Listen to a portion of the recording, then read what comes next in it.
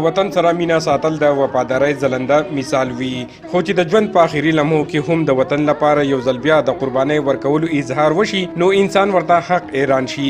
د بډخیلي سره تعلق لرونکي د باچا زرین المعروف پاکستان بابا دی، څوک چې بدني ډیر کمزوري شوی دی خو ولې جسمانی کمزوري او 115 کاله ژوند د پاکستان بابا د وطن سره مینا کم نه کړل. پاکستان بابا په تیر وختونو کې د وطن لپاره جنگیدلی او دښمن ته غاښماته شکست ورکړي او هم دغه وجه ده چې د پاکستان بابا د وطن سره د مینې تسلسل دوام لري. پاکستان بابا ټول ورځ د وطن د مینې، د پاک پوج، د غیرت او د وطن د روښانه سباون خوږې خبرې کوي. پاکستان بابا وایي چې د خوږ وطن په اسانه نه بلکې د ډیرو قربانو وروسته په وجود کې راغلی دی. الله پاک دې وطن لا د څلورو موسمونو او د قدرتي وسایلو خزانه ورکړي دي. وس د دې وړوکي جنت حفاظت د ټول ولس ذمہواری ده.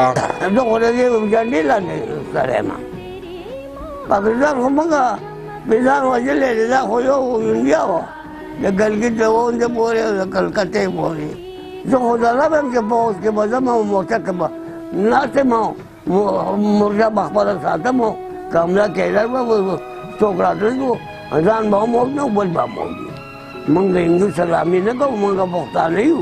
پښتون د هندو سلام نه دی کړی چې زموږ ډېر ښکلی پوځ دی، د دین سپایان دي، زموږ بچي دي او چې د پوځ قرباني نعمت کې هم ډېره کړله.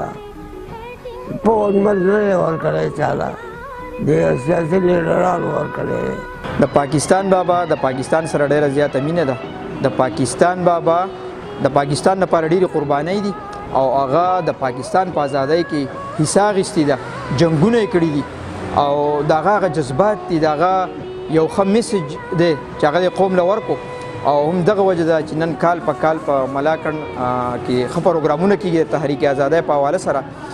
نو مونږ د حکومت پاکستان نه ته دا اپیل کوو بلکې د ټول ملاکنډ ډویژن د عوامو طرفه دا یو پرزور مطالبه ده چې پاکستان بابا لدی یو اعلی اعزاز ورکړي شي.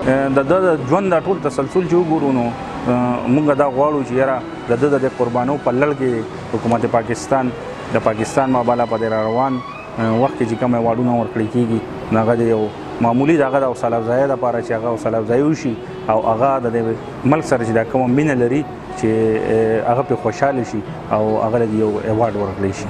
نو موږ حکومت پاکستان ته دا ریکویسټ کوو چې یاره ستاسو کرایټیریا پکار چې داسې خلک هم په دې کې شامل شي چې یاره دوی ته دا اعزاز میلو شي، دوی انکریج شي، دوی په دې معاشره کې ښکاره شي. دا یو اعزاز دی او په میرټ باندې پکار چې دا میلو شي پاکستان بابا ته.